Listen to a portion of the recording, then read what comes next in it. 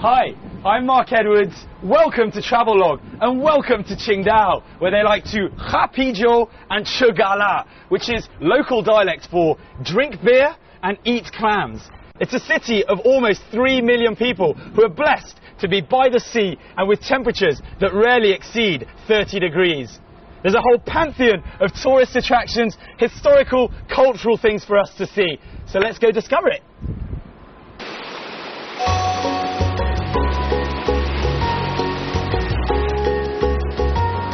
Well, it's a lovely Sunday morning and the perfect time to go and check out morning services at the Protestant church in Qingdao. Built in 1910, it was the first German church in the city. The Jidu Jiaotang, as it's known in Chinese, is one of Qingdao's quieter and more interesting sites. Although recently renovated, this church still retains most of its original style and charm. But what's even more impressive, as you'll find out if you make it in time for the service, is the sheer volume of people in attendance. The reason people are sitting on every available patch of ground is that the church is quite simply packed to the rafters inside, despite its seating capacity of over 1,000 people. The Jidu Jiaotang is an elegant structure featuring a red tiled roof and a clock tower, complete with a clock that still keeps the time.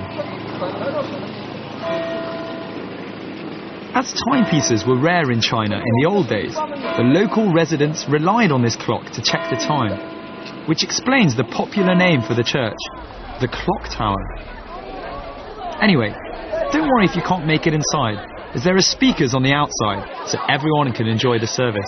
My home is London, and basically I'm now living in Qingdao. You're living in... home now is Qingdao. Your home is... you're now living in Qingdao, Yeah. and you're fully Dutch, or...? No, half Dutch, half Welsh. Half Welsh, like me. I understand your father is Welsh. Yes. And speaks Welsh. Yeah. In which case I have something to say for your father. What is that? 15 pop size. Which means?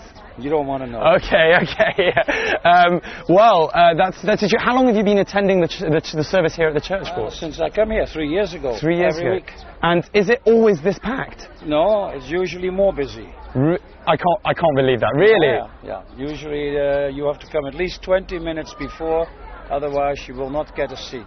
Really? Yeah. That's incredible. I couldn't believe there were people actually sat outside listening to the service. At Christmas time you have to come 2 hours before, and there'll be 400-500 outside. Wow. Yeah. The beautiful thing is they're building a new church, which is going to be 10 times the size of this. To accommodate all the people? Yes, and that still is not enough. Wow, and you mentioned that they were bringing in, there's going to be a new organ here as well. Yeah, there's the original organ, which was unfortunately destroyed, and it's cost 4 million to bring it, and it's going to be built in Germany, and it's an exact replica, and it's going to come back to this church. And it's going to be beautiful to hear organ music in the church again. Incredible.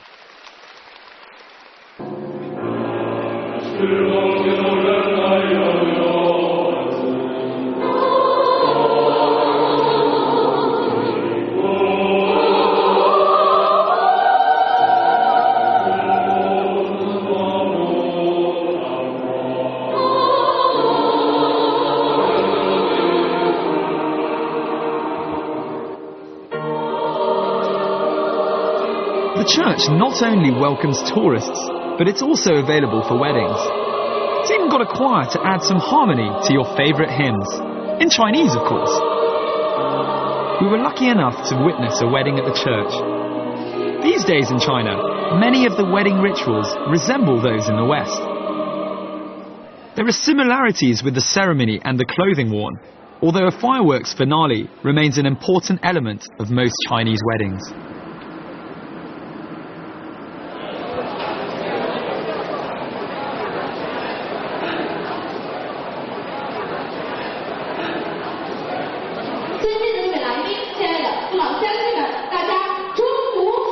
While there may not be any fireworks displayed today, there's still most definitely a show.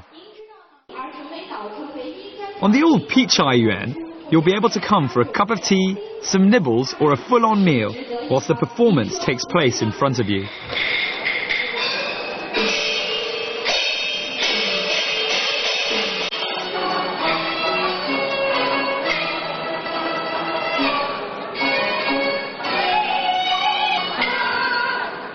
Once the band begins to whip everyone up into a frenzy, you'll get a real sense of being involved in the local lifestyle. These shows take place throughout the weekend, giving you that authentic taste of Chinese opera. For those who really appreciate this uniquely Chinese form of musical theatre, it's all about the expressions on the actors' faces, combined with the music illustrating the story. Along with the Greek tragic comedy and Indian Sanskrit opera, Chinese opera is one of the oldest dramatic art forms in the world. It can trace its roots back around 1400 years to when the first opera troupe was formed by the Tang Dynasty Emperor Taizong. Many of the stories played out are timeless, which is why you'll find so many of the older generations tapping or singing along. Don't worry if you don't understand what's going on though. Most of the locals get their knowledge from watching these performances over and over again. Just in case you need a few pointers, however, try and identify the characters by the colour of the paint on their faces. Red stands for loyalty and general goodness. Black stands for wisdom and bravery. Gold and silver represent the supernatural. Yellow and white represent cunning and treachery, and green and blue a rebellious streak, pride, cruelty, or a lack of self-control. Finally, the proportion of the face covered in the particular colour indicates the degree to which they embody that characteristic. But if nothing else, just enjoy the energy on and around the stage.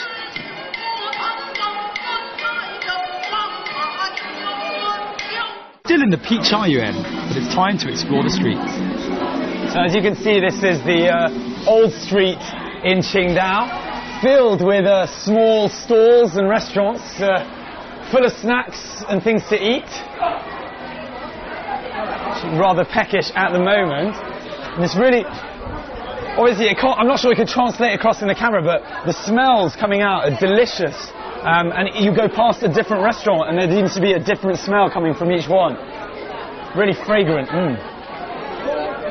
In all honesty, that's made me absolutely starving. I'm just smelling all of that stuff. I think we want to go and grab some food pretty soon. Oh, here. This is quite interesting. This essentially is the name of all the restaurants on the street, and the government will put in whether they find the restaurant great or just satisfactory. Good thing there doesn't seem to be any unhappy faces, so I'm pretty sure it's just great food, good food and great food as well. Back in Roman times, there was a famous saying that all roads lead to Rome. Well, you wouldn't be far wrong if you changed the moniker in China to all roads lead to food.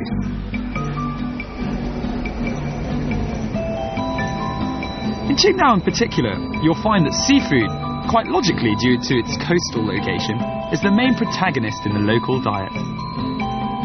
First established in 1902, the Pichai Courtyard, as it's known, cultivated its fame through serving an array of delicious dishes, but with a distinctly local flavour. And as you'll see, in terms of food, not much has changed. So for those of you that are worried coming to Qingdao that all you're going to get to eat is seafood, fear not.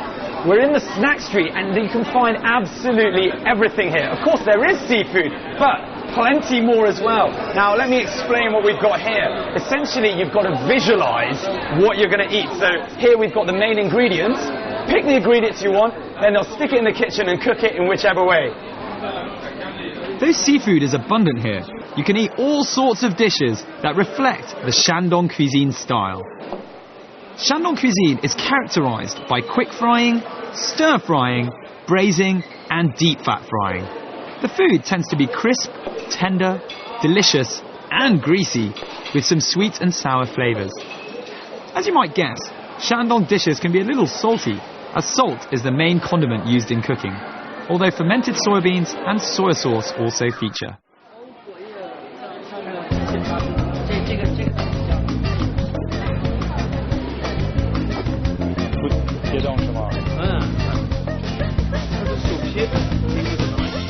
Though it primarily attracts tourists and locals with its mouth-watering food, it has also developed into an entertainment area. These days, you can find more than 60 shops, hotels, stores and restaurants here, as well as the street performers.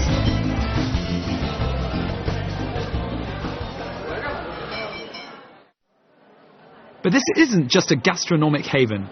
Culturally and architecturally, there's plenty to be done around here. You'd be surprised at the number of people who actually come to Qingdao primarily for the European architecture found throughout the city. But do spare some time to take in the Chinese architecture. If you're familiar with the hutongs and courtyard houses of Beijing, you'll notice how different the everyday lives of the Qingdao people would have been throughout the 20th century. Back then, many families would have been living in this building with a central shared courtyard, unlike their single-family counterparts in Beijing. So I've arrived in one of the typical courtyard homes that you can find in Qingdao. Typical in that it has the same courtyard feeling as the Siheyuan in Beijing.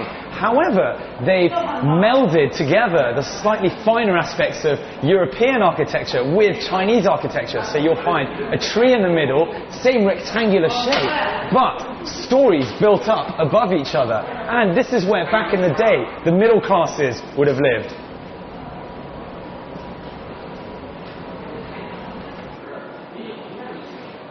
If you try and do Qingdao architecture in a day, you'll find that your head will in all likelihood be in a spin by the end. From elegant 20th century flats to regal cathedrals bang smack in the middle of town. Qingdao is arguably a city of polar opposites, melded together by a European influence that is deeper here than almost anywhere else in China.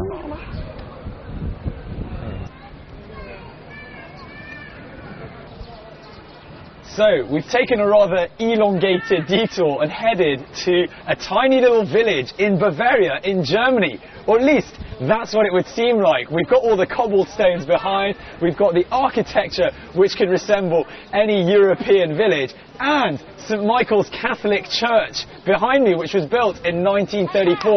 We are, of course, still in Qingdao, in the old German part of town, but church is fantastic, and if you look up, the two spires can be seen from all over the city.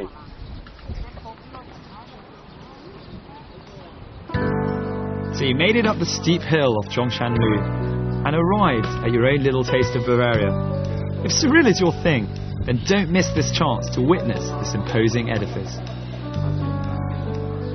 To add to the surrealism is the fact that you're likely to be surrounded by a gang of brides and grooms-to-be. In total contrast to the superstitious Western view that it's bad luck to see the bride in her gown before the wedding, it's almost a must-do here in China. What you'll see is the pre-wedding photos being taken, and this cathedral, together with the more quiet beaches, are a prime wedding shoot location. Despite being badly damaged during the Cultural Revolution, when the crosses on each spire were torn down and subsequently rescued, the cathedral remains an active place of worship. Mass is held here every Sunday. You'll also be able to have a taste of Chinese entrepreneurship as vendors muster outside selling crucifixes and souvenirs.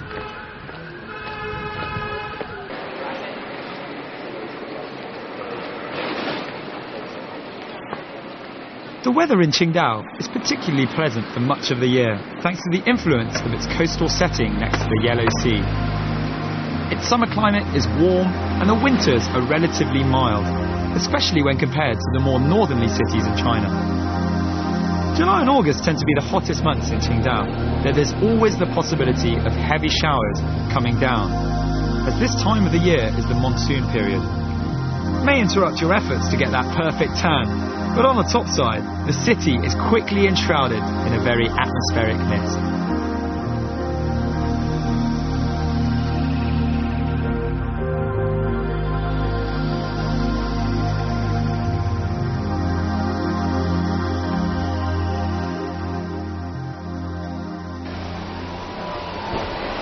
Hi, welcome to Qingdao's very own underwater world, home to a whole host of fascinating sea creatures hailing from such exotic locations as Australia, Singapore and even South America, also just plucked from outside on the shores.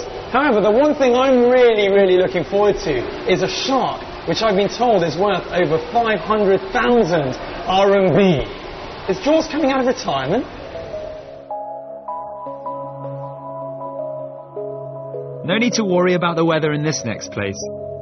Opened over 50 years ago, the Qingdao Underwater World consists of 4 main areas on both sides of the Leiyang Road, connected by an underground passage.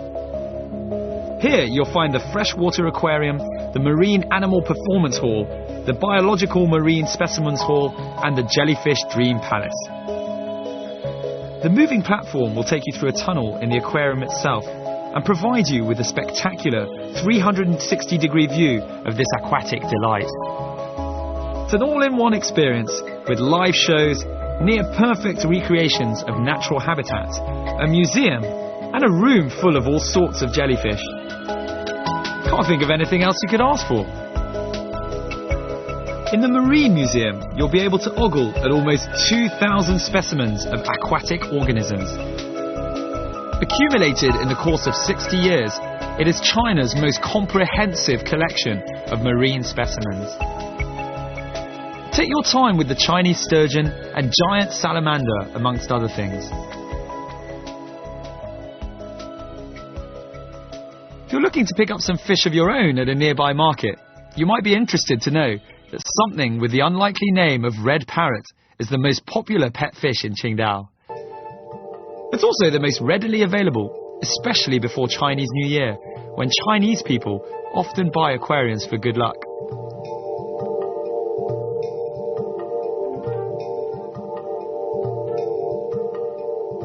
The rare, bright and colourful angel-like fish quite rightly has a nice seating area by it, so that you can sit there transfixed by their movements. They dim the lights outside, which puts the spotlight firmly on these heavenly creatures.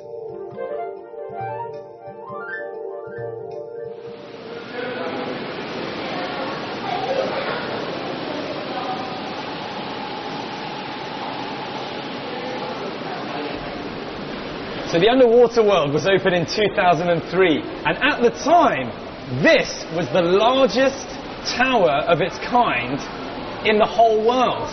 Of course, as things are, it no longer is, but it's still in the top 5. When I say of its kind, I mean it's the world's largest single acrylic cylinder show tank.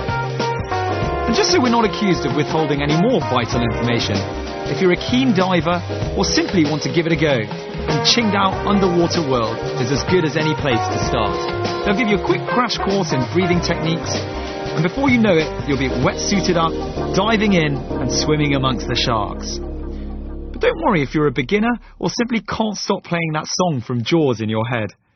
A dedicated professional would accompany you the whole way if you need it.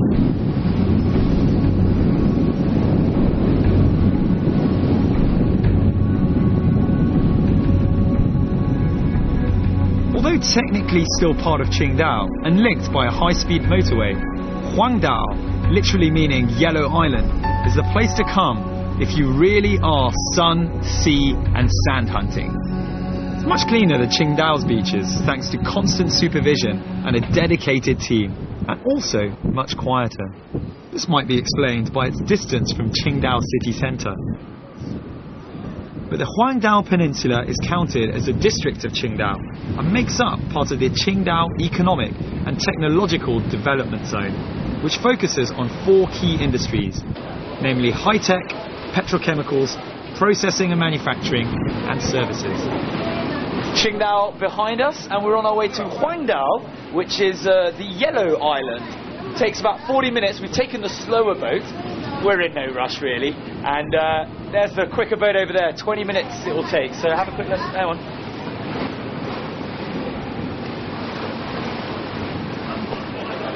So it's pretty clear that you're not taking a ferry away from Qingdao's beer and architecture for nothing. So what on earth could there be in Huangdao that you can't get in Qingdao?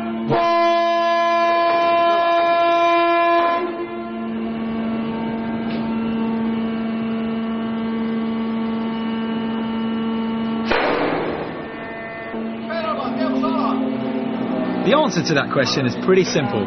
a higher quality of beach, and a more developed tourism-centric approach to beaches.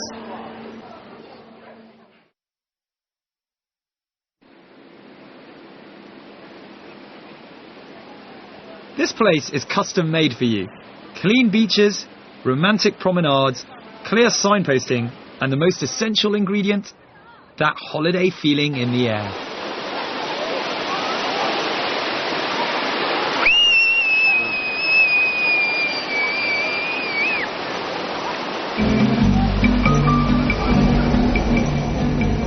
Being Huangdao's largest beach, the Golden Sand Beach offers travellers and beachcombers a golden sandy playground as far as the eye can see. Whatever your activity of choice by the sea, this is the perfect place. Tents and tables are available for rent by the hour, and there are dozens of kiosks with food, drinks, beach gear and souvenirs lining the seashore. I definitely recommend taking a day out of your busy schedule to visit Huangdao and its clean, quiet beaches. On days like this, it's the perfect idea to come to Huangdao. It's very famous for its beach, but in particular for the sand on the beach, which is very, very thin and gold-coloured. In my experience, it's quite rare to find a quiet beach whose quality of sand is so high. But even if this isn't up to scratch for you, then you should head to the Silver Beach. It's located on the southern part of Huangdao's rustic coastline, just a few kilometres south of the Golden Sand Beach. There you'll discover a stretch of undeveloped sand offering a getaway from the crowds, where you can while away the afternoon with friends or family. Alright, let's go motorboating.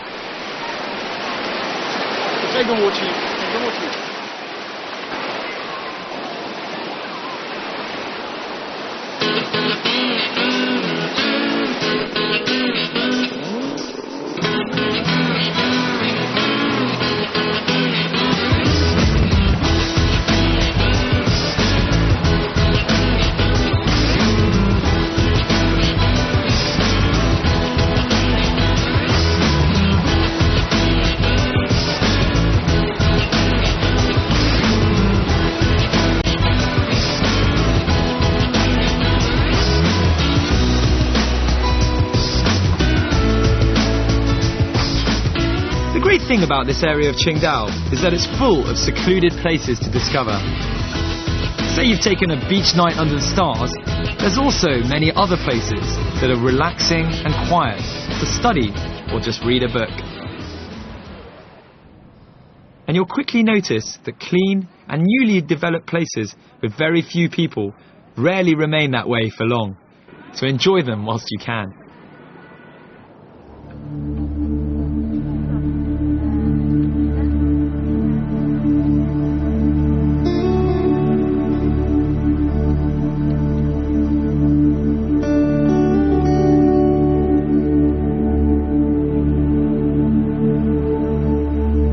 The sun is setting and the end of our trip is approaching. Qingdao is as much about beer as it is a vestige of times gone by. There's European architecture, a thriving industry. It's an Olympic city with seafood galore, it's culturally inspiring, and many other things besides. Who would have thought that an inconspicuous little fishing village would end up bringing so much to so many? We should all raise a glass to that. Cheers,